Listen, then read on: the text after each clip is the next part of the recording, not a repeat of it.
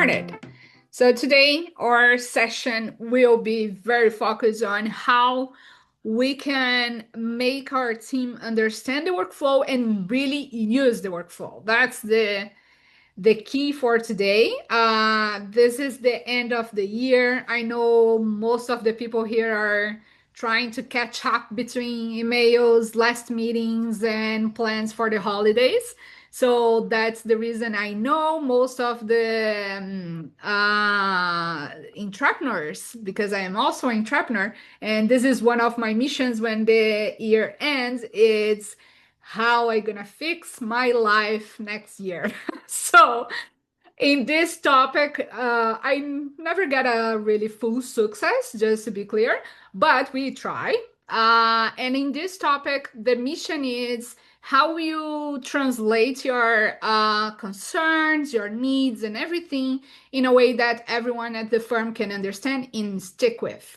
So this is one of the topics Bruna bring to us to talk in this month, because I know a lot of clients have the same question that is, and now how I make everyone to use it, what we have built it. So today to deliver the session, we have Bruna, or my first and left hand here at Legal Boards. She's a legal design operations here, and she helps most of our clients to not only create their account and build everything, but also help them to understand why they need a clear workflow and how to build that.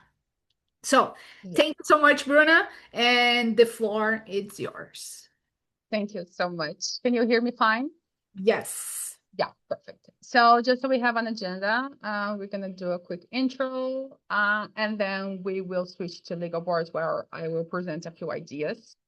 And as I have mentioned, my name is Bruna. Hi, everyone. Thank you so much for being here today. I'm very happy. Which Kai has mentioned, and we are at the end of the year, which usually means promises. Promises that we'll be more organized, more patient, to finally clean that one drawer that nobody uses it. And if there is one universal truth about all of this, is that change is hard. Change is messy, change is uncomfortable, and there is no absolute guarantee that it will work. And it's part of it. But change is also important. Sometimes it's necessary. And today, I'm not going to promise to fix everything, but I want to try to help you make one thing a little bit easier, a little bit calmer and doable. And some of you might be thinking about, I want to change my relationship, my relationship with my body, my home, and I'm not qualified to help you with that. But I can try to help you to change how you handle how it is your relationship with your workflow, with your team, and with your time. And when this gets better, when your relationship with your workflow and the people that you work with gets better, everything might be lighter, might be calmer, and feel a little bit less overwhelming. So before we jump in, here's my first unsolicited piece of advice for you. Be kind to yourself, be kind the way that you would be with someone that is trying to do something hard. I'm gonna share my screen so that to help us. Um, there we go, my presentation.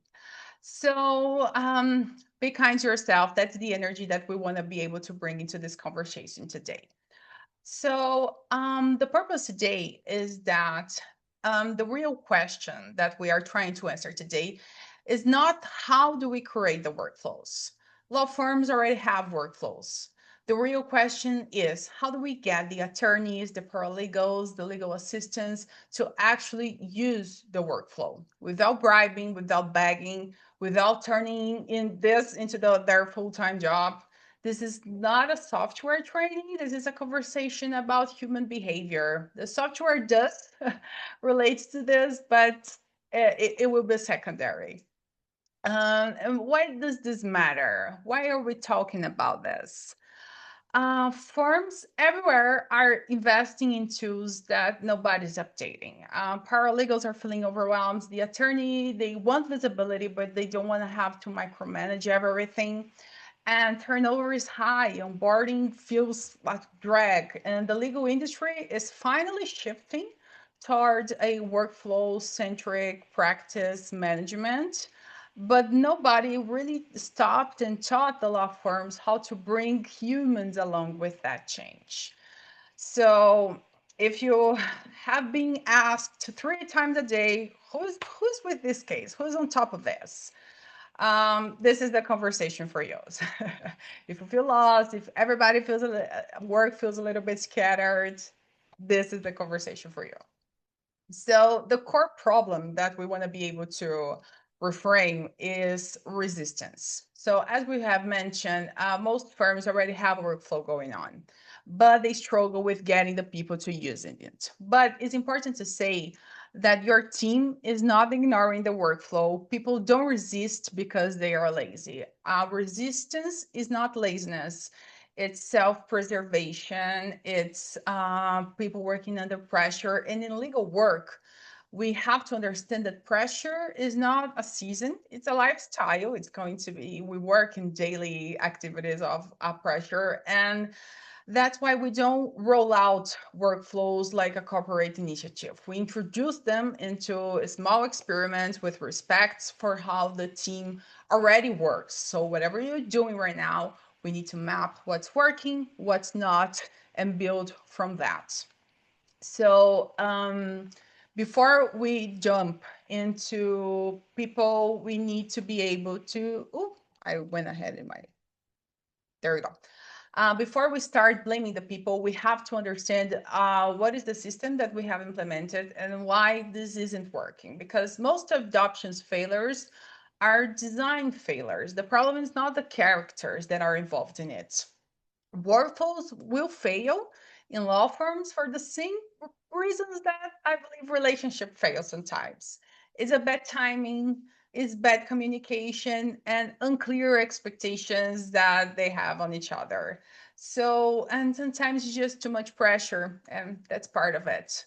So, legal teams resist new systems because there are too many tools. They have no time to stop and learn. That are fear that this is going just to add up as extra work. There are unclear rules, rollouts, who's going to do what, and it just becomes more cognitive overload.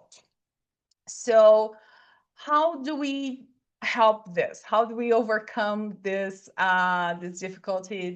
What is the psychology of legal teams that actually works?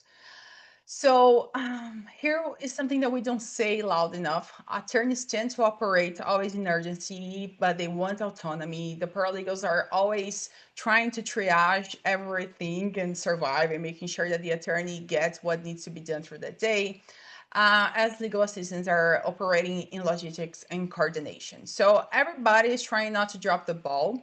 So adoption is not necessarily about the discipline, it's about making the workflow the easiest part of their day. When the workflow feels like homework, we'll avoid it. And when it feels like a relief, people will feel relieved, protected by it. So I'm going to talk about the 4 pillars of adoptions that will really get your team on board. First, ease. Friction beats motivation every time. So if you create a workflow that in like the first time people meet, it feels like a lot. It is a lot to learn. It has too many steps, too many divisions, which we will get at when we hop in legal boards. Um, this might be a problem. So focus on ease. How do we make it as simple as possible at first so people understand it? So we solve the issue about not having enough time to learn. Clarity. So, what done means, what it means for this activity that I should be handling for this matter to go from one place to another. So, this is where we talk about the clear expectations. So design the phases. Let your team knows when things are ready to move on, to take off their hands, to stop working on this and go to the next phase or finish that activity. Repetition. So we don't need like once in a month have a 5 hours meeting with your team where everybody gets all of their very tired and drained. It's important to adopt repetition systems that will make this feel that will make your team feel that the workflow is sustainable.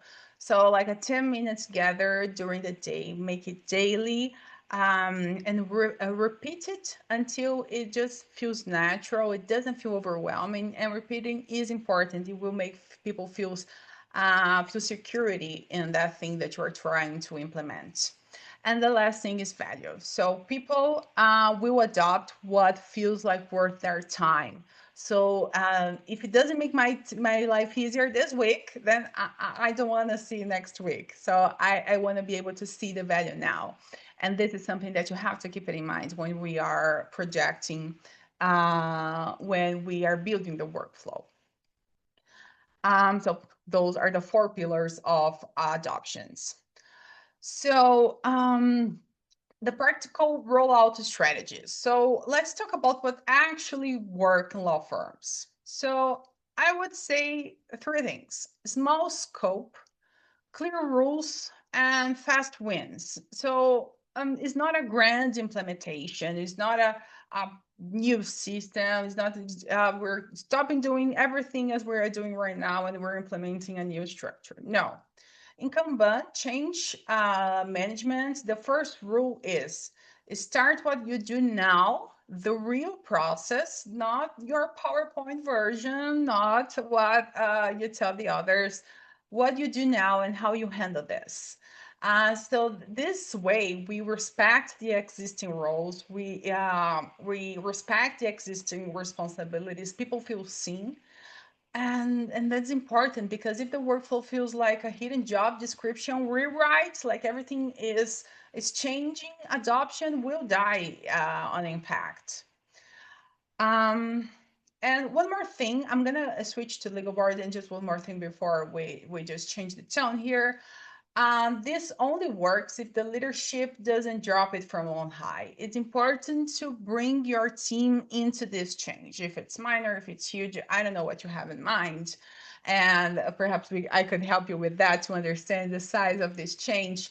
But you want the acts of leadership at every level, not just the partner level, not just a falling from the sky. Make sure that your team gets involved in the design, because this is also something that will grant you that adoption that you've been struggling with. So let me just change the screen that I'm sharing. Give me a second. Share. No. Okay, I think that everybody can see Legalboards now. Correct? I hope so.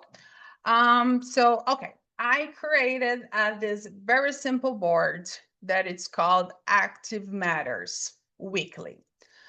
So this is not the kind of board. So usually when I talk, if you already have been acquainted, if we already talked, if you're already a client, you do know that I usually say, oh, let's do a practice area oriented. So if you work with divorce, let's check what are the milestones for a divorce. Let's do this, each one of the columns that you see in here in a matter level. So and this is the kind of design that we usually do, but we want to be able to start simple. We want to bring people on board.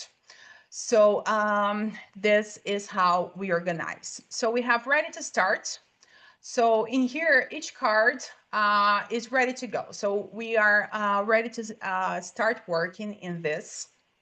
And in each one of the columns, that the name of the columns, it was a shared agreement with everybody. So I sat with my team, and this is the phases that we agreed with. So we have ready to start, in progress, so we are working on it, External dependency. We are waiting for a signature. We are waiting for a document. This is, we do have influence under what's happening in this phase, but we do not have control of it.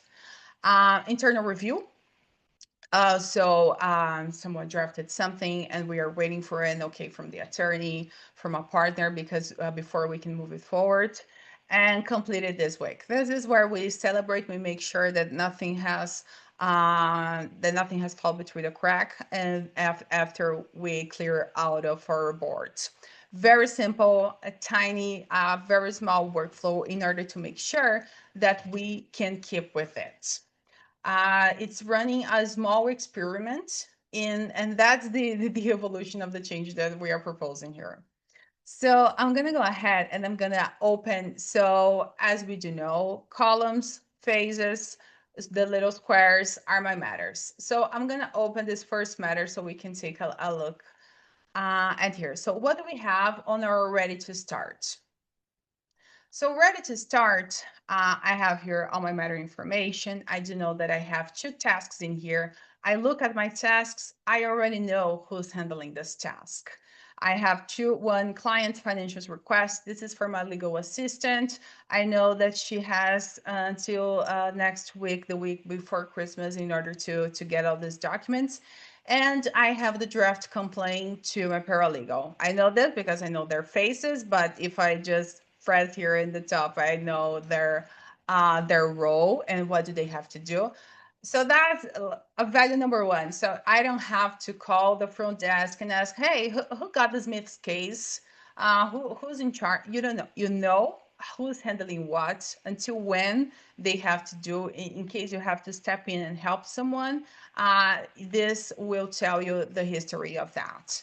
So I do know that, for example, I want to put a label in here and say, for example, that this is ready for signature, for example. So I want to take this matter and for example, I will put for an external dependency. Let's suppose this, this is waiting for a client signature.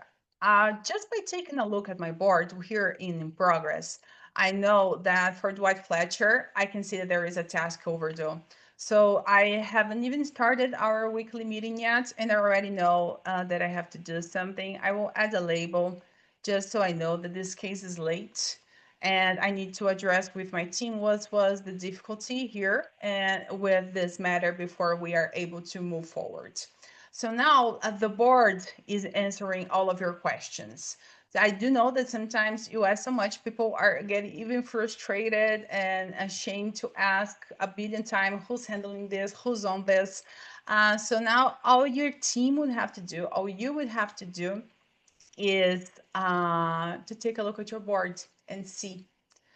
So when things, for example, when things go to internal review, nobody needs to ask. So you avoid calls, you avoid ask, because if it's in here, the attorneys know that it's on them. So you have reduced interruptions. So the work can move forward.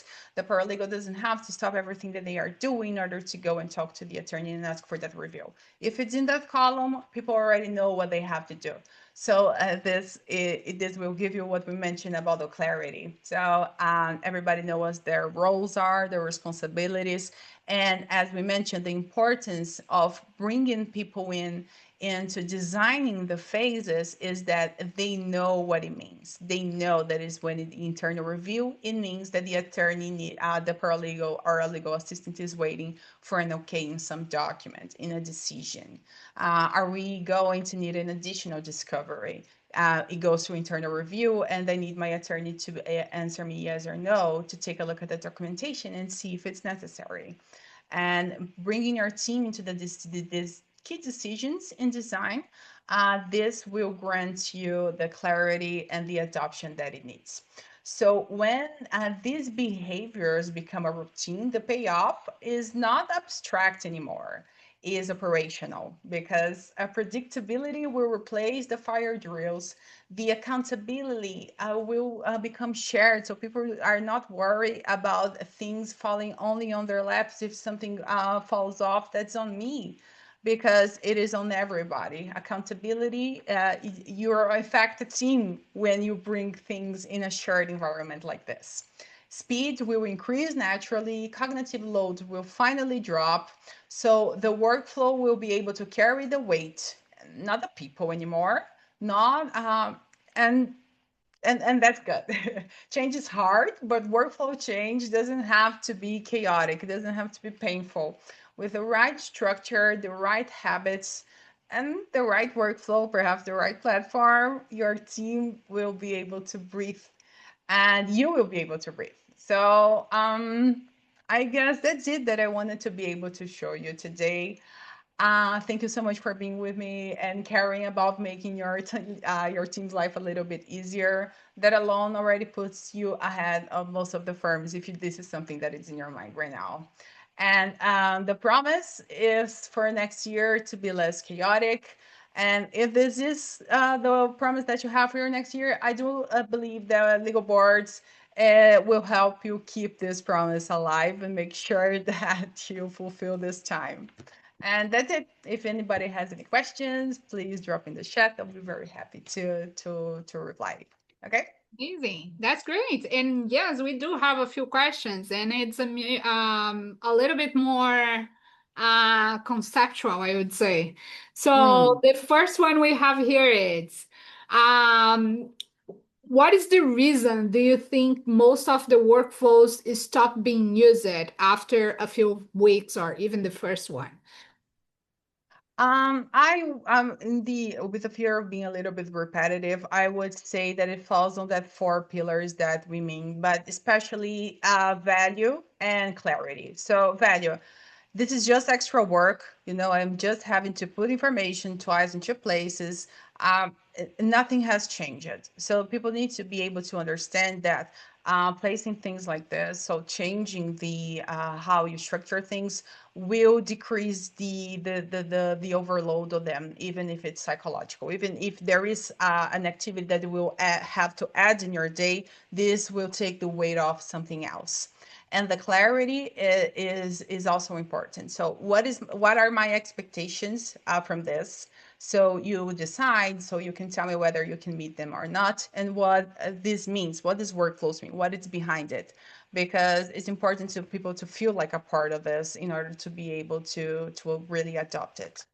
Yeah, yeah, it's exactly the change when you have a tool that is another work to do that you have to use and fill out because have to, or you use because it's giving you answers back. So you use because it's part of your workflow. Nice.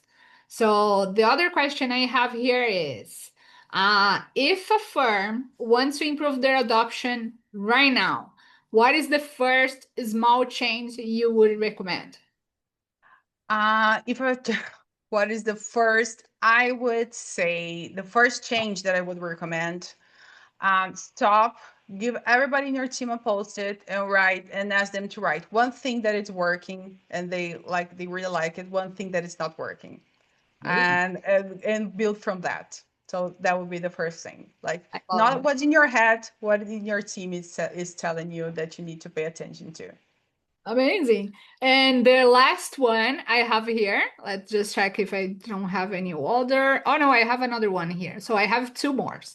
Uh, okay, this is when saying when I creating a new board, is there a way that each team can be assigned without having to change each task personally, individually? This is a tech question. This is a tech question. And yes, there is. And that would bring me into the full possibility of automating a few of the tasks, I would say. So if you want to be able to assign tasks in exactly moments and assign this responsibility to specific persons, legal boards can help you with that. And this is thinking about this necessity from attorneys. So I would say whenever a new matter comes in, so whenever I have a matter that is ready to start, I want to assign a task to my paralegal or to my attorney, whatever. And for example, within 7 days, to collect all the documents, for example, or draft discovery, I don't know, anything. So if this is, I want to be able to always assign this task to this person without having anyone to do that. So I would say this is something that I would say, okay, so let's automate this. Let's take this off people's plate and let's place it on the system, taking the weight of the back of the people. Yep. The last question I have here is okay, that's an interesting one. Partners who doesn't like to change the way they are doing, how you but they expect the workflow work for themselves. So how do you approach those partners that I am doing everything right, you guys are not understanding what I need? What do you think is the hook that help them to get on board? I understand this, and I am an attorney as well. So I like to think that my work is like art. I can work in a system, I can work on rules. It's like an inspiration comes. I'm a poet of the law. So attorneys and partners tend to resist anything that feels like is slowing them down or somehow is limiting their autonomy. And it happens a lot that we can also talk about a little tech savvy or less tech savvy issues, but I would say that the two of them. As for paralegals and legal assistants, they resist the systems that will add work to them without removing anything else. So the adoption will fail when we treat resistance as an attitude without instead of a context. So the workflow clarity will save you from these two things because we can let the legal assistants and the paralegals know that this will save their time, and we can tell the attorneys that we are just trying to save their time so they have more time to apply on their autonomy. Because if you are assigning things, so for example, calling your client and ask them for please to sign that document without so instead of stopping your D, going to your paralegal table and ask them to do that, you add a follow-up task here, simple, and move on with your day. So this way you are sharing, you're showing them both that this workflow that you're trying to implement is valuable as respecting their context, because they are trying to get different kinds of results from the work that they do. And this needs to be respected when you are trying to bring people into this. Yeah. Yeah, I think I got all of them. That was great. I think also when we talk about workflow, it's a lot of things that it's just inside partners' head. And they got overwhelmed when they think anyone else can understand. So the first step is just write it down. Try to put in a paper, and don't need it to be a real system or legal boards or anything. It's just pen and paper and start to design what is stressing most. And this is also will help a lot with how automation can fit that.